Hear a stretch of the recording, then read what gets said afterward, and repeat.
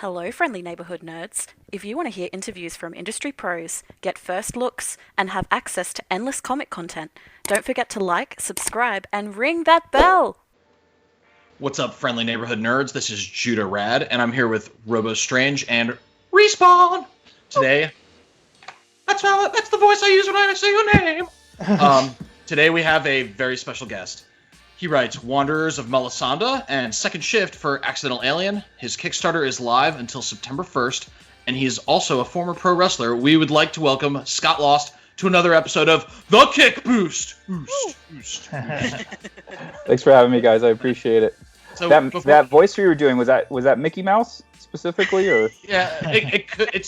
Yeah, it's got Mickey Mouse flavors to it. Notes of Mickey Mouse. Yeah. It's actually his natural voice. What you're hearing now is him putting on a different voice. This is the impression.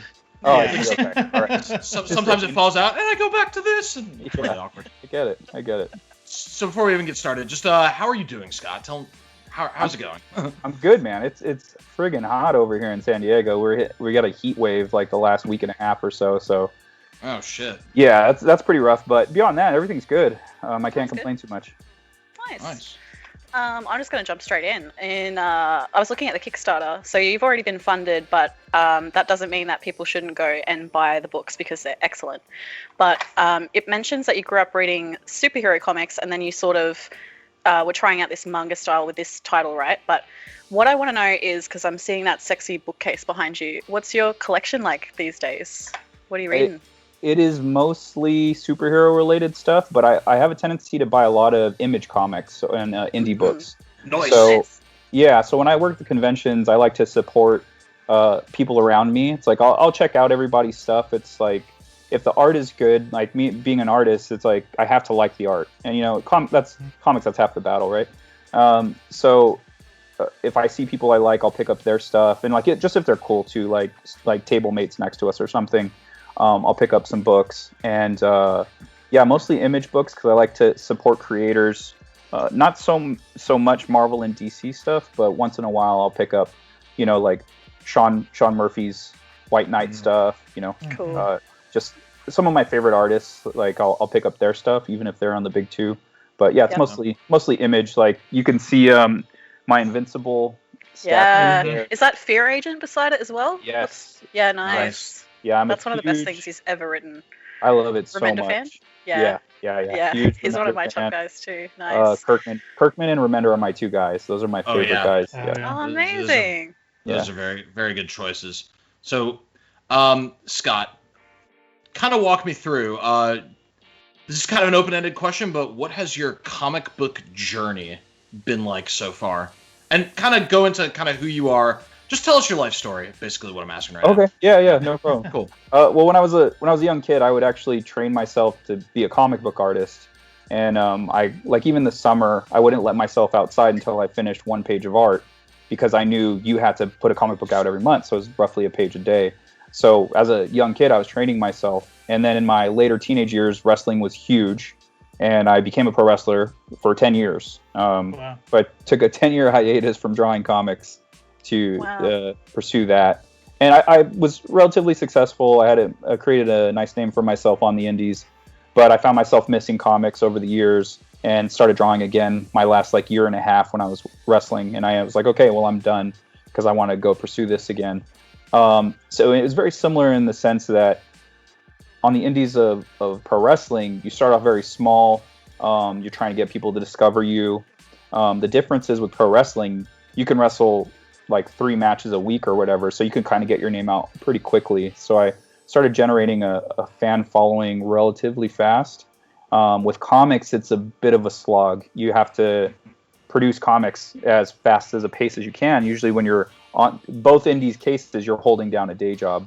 And that's always something I mention when I'm at conventions. Like the Second Shift, my superhero title, it's about superheroes with minimum wage jobs, working 9 to 5 during the day, being superheroes at night. Like that was kind of my life as a pro wrestler.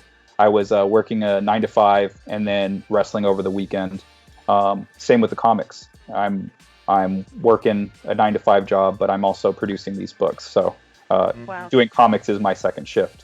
So yeah, makes sense. That's amazing. Nice. Yeah, like it. Yeah, thank you. See, I'd argue that minimum wage workers are superheroes during the day as well, Yeah. just because of all the bullshit they have to put up with.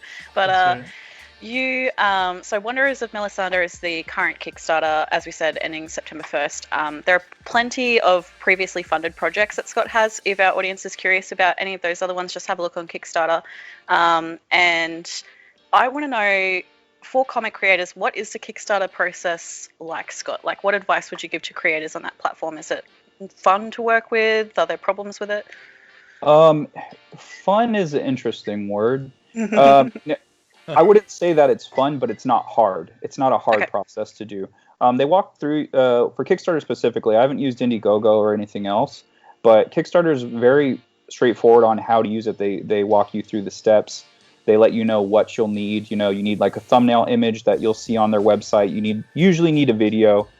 They say that if you have a video, you're X amount of times more than likely to succeed in your goal than not having a video. And then Do you think it's one of the best places for independent comic writers to get self-published? Like, I think what you would recommend? crowdfunding is a huge part of today's comic book scene. Like a lot of famous writers and artists, they're using Kickstarter and Indiegogo as a platform to get their books out.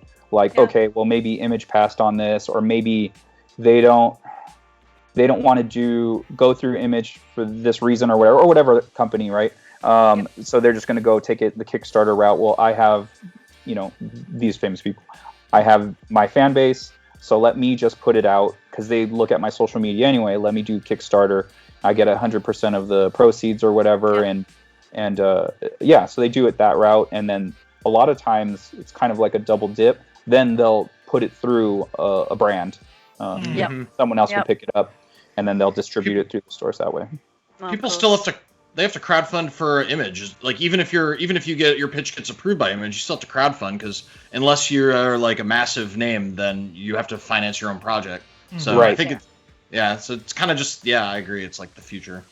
Yeah, it's great. If you have, honestly, it's one of the best feelings in the world to hold a physical copy of your work. I bet. Yeah, it's great, but it's also it's this weird sick thing too, where it's like, okay, well, now this is done, I have to start all over. Like it's almost a form of abuse, like mentally. Because you work so hard to reach this goal, and then once you reach it, you're like, okay, now it's like, all right, let's start again, And so go ahead. Jumping into your campaign for Wanderers of, what is it, Melisanda? Melisanda, yeah. Melisanda. So I feel like one of the challenges of being a creator today is, how do I put something out that's going to be different? How is something like, what makes my story unique, right? So in the genre of post-Earth, post-apocalyptic stories, pitch us what makes Wanderers of Melisanda different. Like, what are we going to get different than you won't get it anywhere else? Dinosaurs. Anthropomorphic dinosaurs. And bugs. Yes. The quick pitch, it's anthropomorphic dinosaurs versus humans. The slightly longer pitch, 1,000 years in the future, humans start colonizing other planets and come across the planet Melisanda, where the meteor never hit, and the dinosaurs of that world survived and evolved. So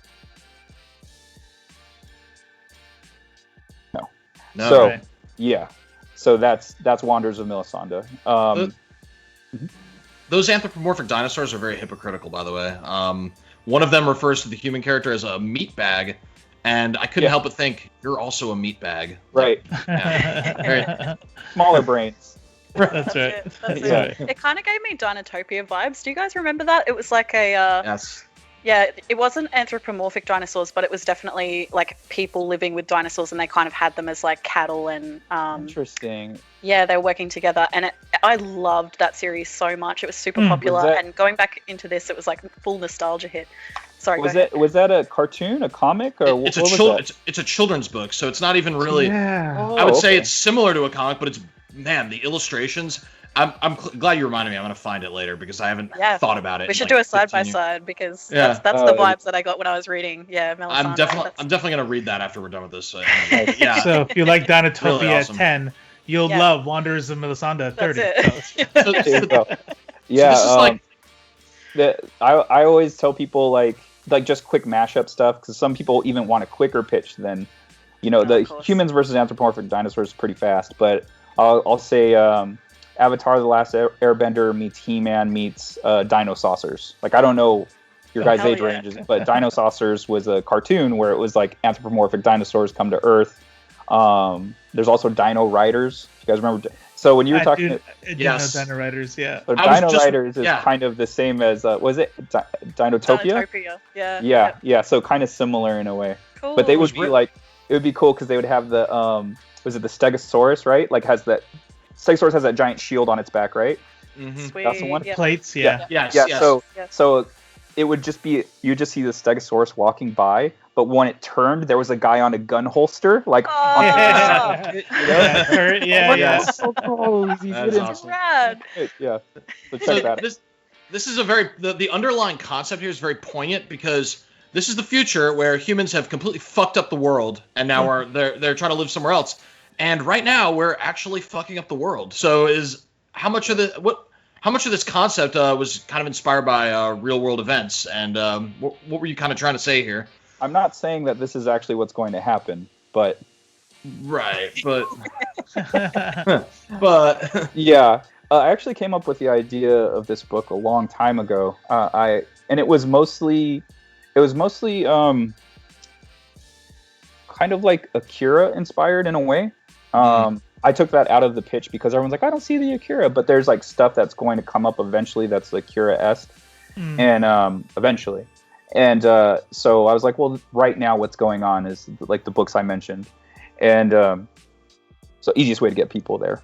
But then I think 2017, that's when the dinosaur element came in, and I don't even remember why, but I was like, it'd be kind of cool to do that, and I'm like, is that too weird? Is it too weird of a mashup? Everyone's like, no, and it it actually became so much more of what the story is about, and it kind of changed where the story's going. My original idea is still going to be there.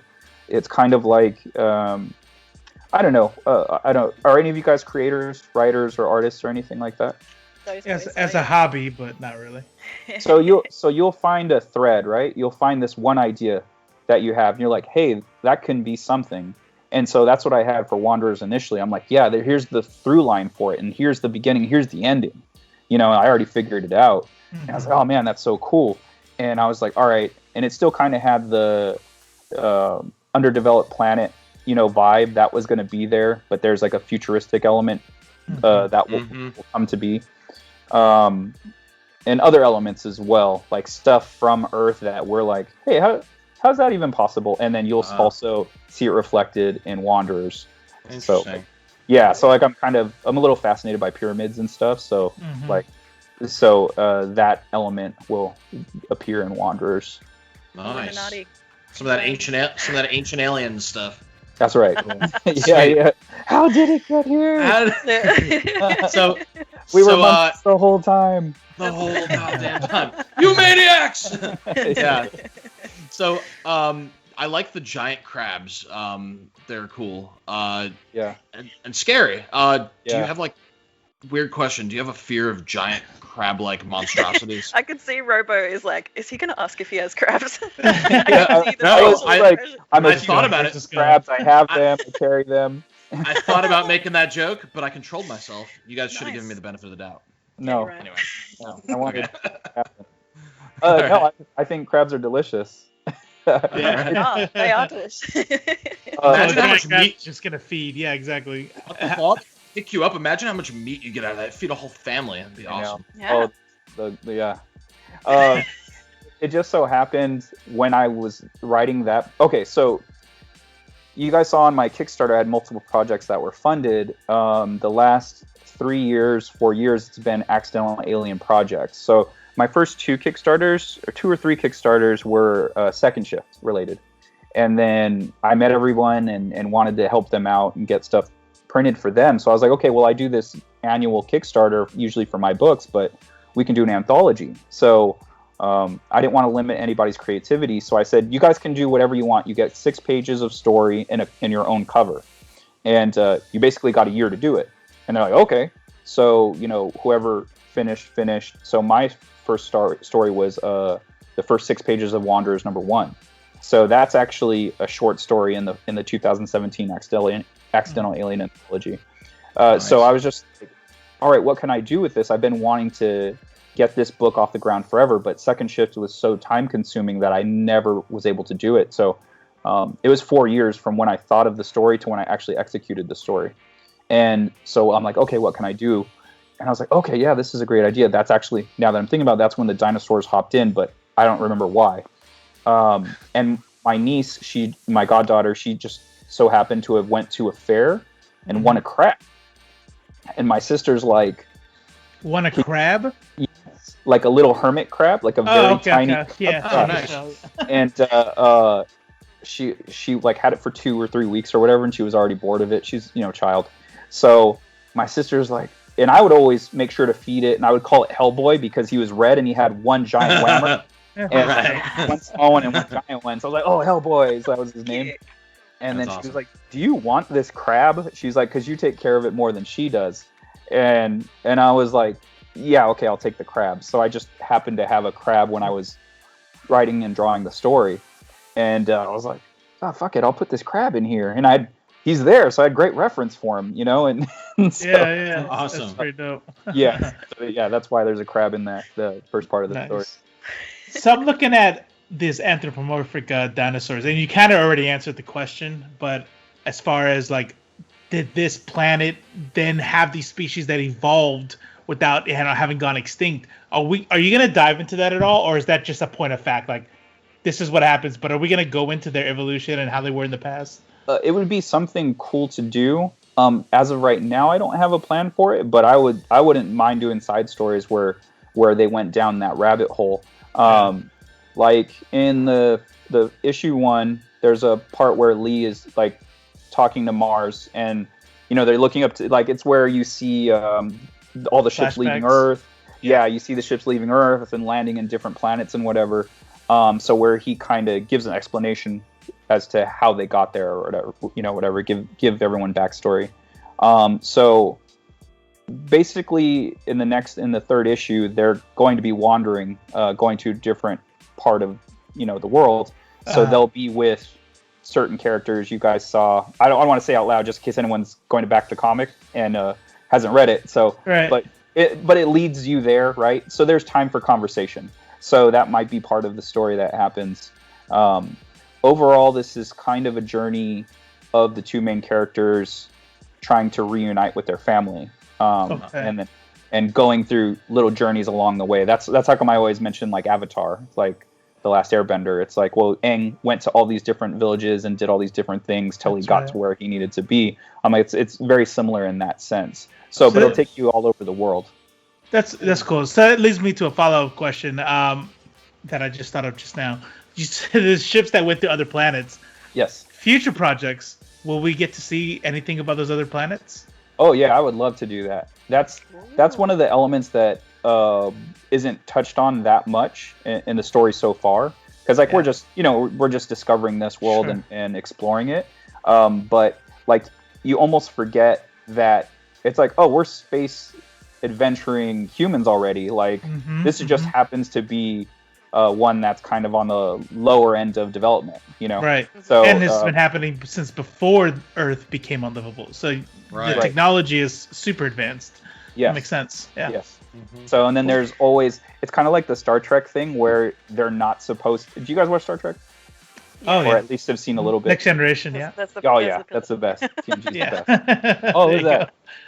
Oh, this guy's got all the command. Oh, nice. Oh, that's awesome. It's the first pillow to die first in the movie we're doing. That's right. Yeah. the red pillow. Yeah, so you can't make first contact unless the civilization has the proper technology and stuff. Well, we have not taken that into account in the world of Wanderers. That's awesome. So there's some technology, cross-contamination that goes on, and so there's something that's going to, one of the main villains, you see him at the end of issue 1, or he's in the middle of, I'm trying to think, so issue 1 is a combination of the 2017 anthology, the 2018 anthology, and then 9 new pages for just issue 1. So I just combined those 2 short stories and then added the rest of the issue to complete that issue. So I'm trying to remember. So he's actually at the end of the first 6 pages. He's the guy that kind of has like this skull mask and like this Triceratops looking helmet thing. Yep. Yeah, so there's some stuff going on with those guys, and that guy's going to be very interesting. Nice. Yeah. I can't wait. I'm super excited. I was hoping to see that guy again. Yeah, like I saw just a glimpse of him in the first issue, and I was like, "Whew." Yeah. Skeletors type. Yeah. Yes. Yeah, that's why I always mention He-Man, because I want to have that manga feel, but I also want to have that Saturday morning cartoon feel as well. I want it to feel very accessible to a lot of different people. Yeah. And like mentioned earlier, I'm new to manga, pretty much like altogether. Like I grew up reading American comics, and I would watch anime here and there, but I never read manga, and so I was trying to get the hang of the zipatones and stuff and how they're used. So I would kind of research. I'm like, how is this pattern used?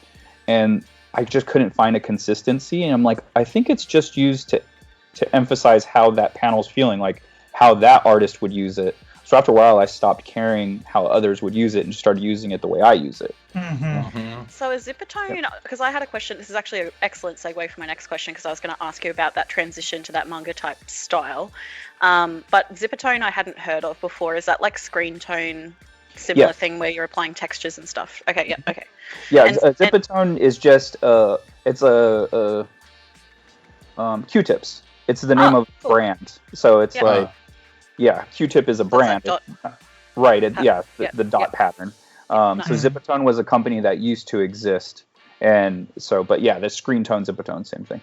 Cool. Right. And what made you? So obviously you were influenced by Akira, and you've had a primarily Western library. It sounds like growing up. What was the catalyst that made you go, I'm going to try out manga now? Like, what made you think that style is what you needed for this title? Drawing cityscapes is tiring. Yeah. So Second Shift is it's an American style comic book. Yeah. So you're getting burned out. Yes, lots of buildings, lots of cars, and I'm like, I want to do something like, since it was a side project, the anthology, just to kind of get everyone else going. I was like, I want something that's completely fun, that's not going to drive myself crazy, rulers and this and that. I was like, I want everything to feel organic. I want all the buildings to be organic. I can freehand everything. And so I was just like, okay, and then manga's a simplified style that I feel like I can mimic to a degree. And so I was like, okay, let me try that out too. Let me change it up. And I found that it's actually influencing how I draw Second Shift a little bit. So, which is kind of nice, because there's this, like Jim Lee is probably like my major American style influence on my books and the way I draw. But then now I find that my style is drifting more towards like Campbell, where it's a little more cartoony. Like it's kind of Jim Lee, Art Adams, but more streamlined and with more movement. And I'd like it to keep progressing in that direction. And kind of like one of my favorite new artists right now is Simone Di Maio. He draws the TMNT versus Power Rangers crossover. Okay. Nice. And he's doing a new book, We Only Find Them When They're Dead. I believe that's the title. Cool. And so if you have a chance, check his stuff out, because he's friggin' rad.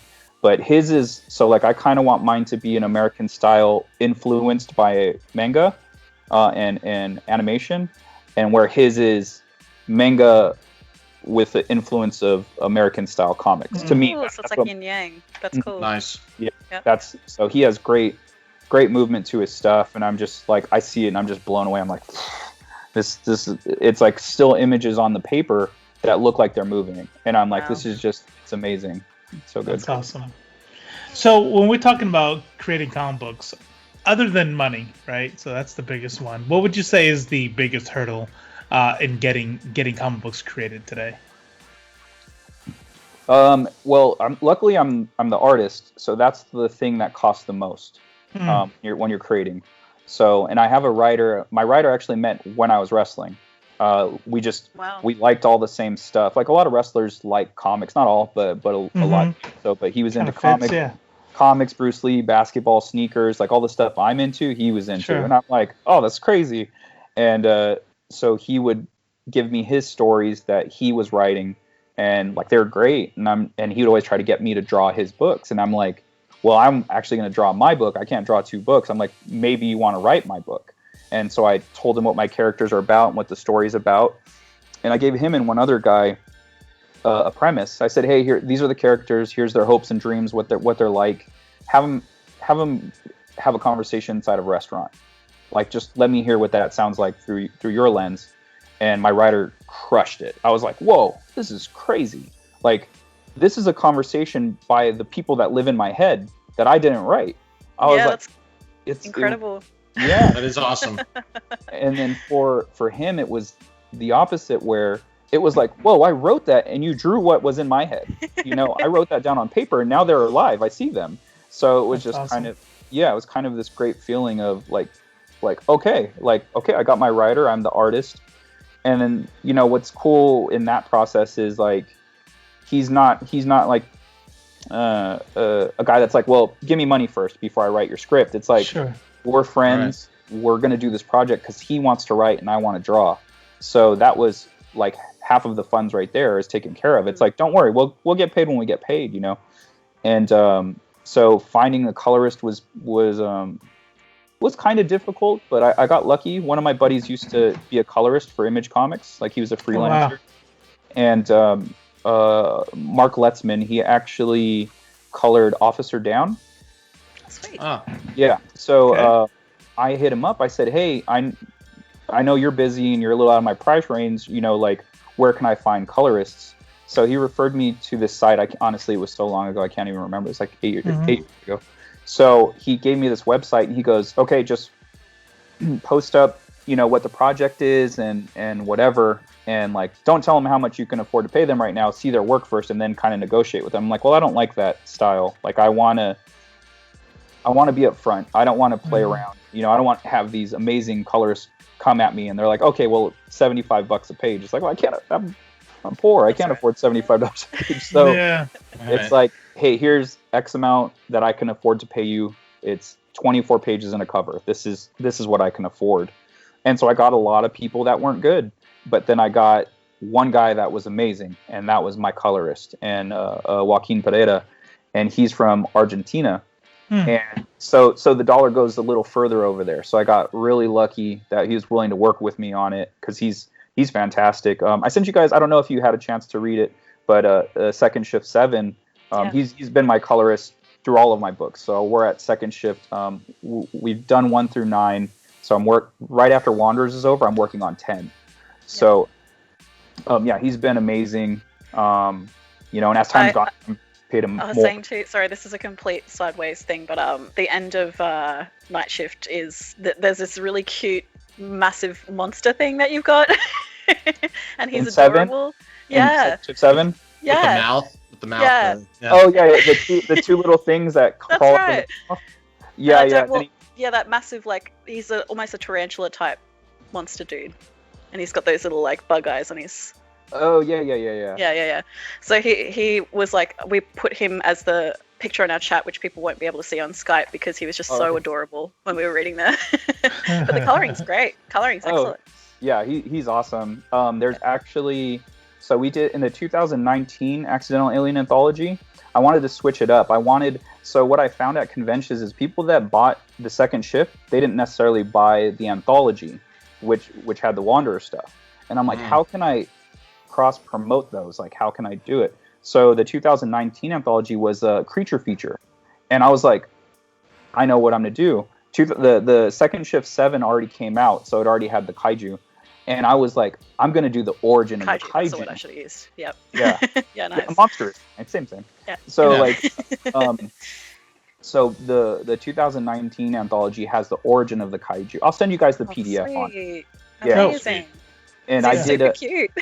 I like him. I did that in Zipatone as well, screen tone, because since it's kaiju and stuff, I was like, I want to give it that monster feel. Yeah. So I did that in Zipatone, and it's essentially, do you know what Colony Collapse is? So colony collapse is the theory that like, or the theory isn't the right word. It's the event when bees abandon the hive. Right. Yeah. So, and then they die off. And so there was a worry that all the bees were going to die off and it would be dramatically terrible for the world because bees are pollinizers. So like they're pollinators. So they're like, they go to, flowers or whatever, and then they're, spreading the pollen around. So without bees, who's going to take that up? So in the story, Dr. Riza Shugi, she comes up with a hybrid insect that's like a combination of a bee, a butterfly, and a moth, I believe. And like a beater moth. Yeah, it's this crazy cocktail of an insect that she comes up with to replace the bees. And it's like, cool. Okay, and then yeah, shit goes bad. Because bees, I feel like before we move on, because I know Robo's got one last question, but like everyone that doesn't know, bees are so important. If bees go, we lose so much shit. We lose like beef and dairy industries. Bees are important. But I fucking hate bees though. I mean, I don't want to be around them, but I understand how important they are. When I was a kid, I got stung in the eyelid by a bee, so I've always had a thing against bees. Right. Yeah. Like that sounds go do your bee thing somewhere else. Yeah, not on my face. Yeah. I don't mind bees. Bees are cool. I like seeing them, but it's the wasps with little shits, and they don't even pollinate, so fuck them. Yeah. So, yeah. And mosquitoes. So one thing, mosquitoes are annoying as hell. Like there's crazy mosquitoes right now in San Diego. Like the worst, it's like fine, take the blood, but why do I have to itch afterwards? You know what I mean? Right. Yeah. I would literally rather syringe and give them a little petri dish and just not have the bites. Yeah. They're just constantly. It's the worst. Yeah. That's like my favorite quote of the day, by the way. Take the blood. just why do I gotta itch? Like I don't mind. I have enough. Like that's just it. Take it and go. So what I want to do is give you an opportunity to talk about Accidental Alien a little bit. So tell us a little bit about the studio and just pitch them. And yeah. Well, yeah, the Accidental Aliens. We used to have a home base this store, Villainous Lair. It was a really great comic book store that existed in San Diego. They had this giant gaming area, and every week we would meet there. Let's take a table. We meet there and we draw and we shoot the shit, and that's where we came up with the studio name and creating the anthologies and stuff like that.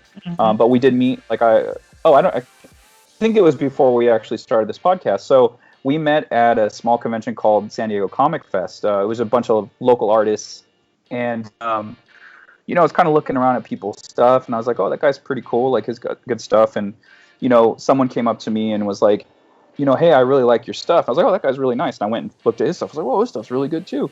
So after the show, I said, hey, man, are you local by any chance? And he goes, yeah, actually, most of us are. And I was like, oh. And I was like, would you want to hang out and draw sometime? And he was like, yeah, for sure. And then the girl next to him was like, can I come? And I was like, yeah, totally. So that was kind of the start of it, was like, I kind of met a couple of artists that were cool, and we started hanging out, and then they started bringing artists that they knew. And then some of them would fall off, but some of them would stay on. And just over the next few years, we just kind of keep collecting people. Like, I was like, okay, they have an awful sense of humor like we do. They can hang out, It's just like, That's exactly there's our criteria as well. Yeah, you have to be able to talk shit, take it, and be able to hear it and not cringe. To kind of be in the group. So we found kind of our core people, and we're like, okay, this is us, and like I talked about, I wanted to get them all published, to get them all have printed stuff. So like when they're working conventions, they're not just selling fan art, you're not just selling prints or whatever, or doing, commissions at the table. You do all that other stuff still, but also books. Yeah. And that's always been my goal personally. It's like, I'd rather sell $20 worth of comic books than $20 worth of prints, Like, even though the prints would be, that's like 2 images, right? Like, I would draw 2 things and then I could resell that image over and over and over again. It'll make me way more money than comic books will. But to me, it's the storytelling. Storytelling is very important. You know, like I have these stories in my head. I want other people to read them, and you know, hopefully they like them and they like the art and they come back for more. Awesome. Well, ladies and gentlemen, that is Scott Lost. Scott, I appreciate you coming out. Check out, we'll put the links to the Kickstarter, of course, and the website to Accidental Aliens, if there is one, out down there in the description. Anything you want to say before you get out of here? Something maybe you wanted to bring up and we didn't? Yeah. Go to accidentalaliens.com if you like any of the stuff we've talked about. My book, The Second Shift, is there. There's a first trade. It collects issues 1 through 5, and then there's also 6, 7, 8, and 9 up there. Those are single issues. Issue 6 is like the holiday issue. 7 is a standalone kaiju story. 8 is another standalone story, and 9 is a part of a two-parter. Has a really cool villain that I've been wanting to draw. So I'm excited we're on to his storyline. So part 1 is up there. And Wanderers 1 is there. But more importantly, if you can go to Kickstarter.com and search Wanderers of Melisanda, that's Melisanda, and look that up. We've got until September 1st at noon to get that book. There's an exclusive backer cover that's really awesome. This guy Alex Rigel, actually talking about Rick Remender earlier, I found him on Rick Remender's Instagram page. He did this killer Fear Agent piece, and I was like, oh, this guy's badass. And so I went on his page, I messaged him, and I asked him if he was available for cover work. So he did that super sweet backer exclusive cover. You can get that for $20, and you also get issue 1. You get physical copies of both, and digitals as well. And then there's a super duper limited cover. It's by I can't pronounce his Russian name, so I'm going to use his Facebook American name. It's Willem Smith. But he does this. I'm gonna try to find it real quick, but he does this super rad cover where it's a city scene. Oh, hello. I'm doing stuff. Hey, you! Yeah, you. Shoot. Okay, here he is. Let me. Filia Brakotunhin. He's Russian. So, nice. So that's the name. That's his name. But he does this awesome image where it's like the village, the dinosaur city or whatever, where they're selling the goods and stuff. So he kind of does a scene of that, and it's wild. Like there's so many characters on the page, you really have to look for Lee and Mars on it. You're like, where are they at? Because they're just so much. It reminds me of like a Where's Wally page. Like it is so detailed and so intricate. Where's Waldo, Ree? Sorry. Waldo? in Australia. Where's Wally over here? We call Wally. Where's Wally? Where's Wallaby? Where's Wallaby? Yeah. It's a trademark copyright. No one steal that. That's mine. Yeah, that's right. You heard it here first. Yeah, that's right. All right, guys. Guys, take it easy. Thanks again. Thanks. Guys, thanks. Because you want to and not because of the threats. Thank you for watching Judah, Robo, and Ree. We talk about comics, movies, and TV. Sometimes we have notable guests, and sometimes it's just us. But we're also cool.